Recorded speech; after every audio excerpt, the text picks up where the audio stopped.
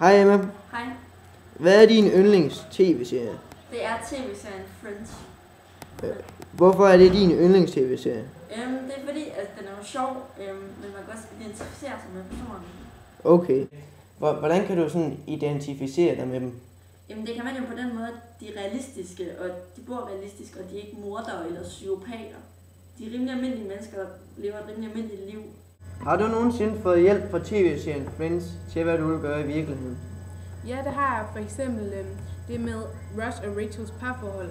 Så kan man måske tage sit eget, et eller andet venskab, eller hvad det nu er, og sammenligne det med deres venskab og parforhold. Kan du identificere dig med nogen af dem, og hvorfor?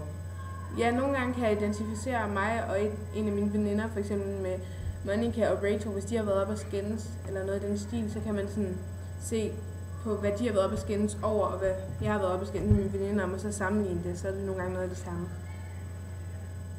Har Friends nogensinde hjulpet dig med ting fra virkeligheden? Nej, Hvorfor kan du godt lide at se Friends? fordi de er sjove personer med sjove personligheder. Synes du, de problemer, de har i Friends, kunne have noget at gøre med de problemer, du selv har i virkeligheden? Nej. Hej William. Hej. Synes du, problemerne, de har i Friends, er realistiske? Ja, nogle af dem. Men jeg har ikke set det så meget, så jeg er ikke mester i, hvad der sker i. Det du har set, synes du, de problemer, de har, er relevante i forhold til dine problemer?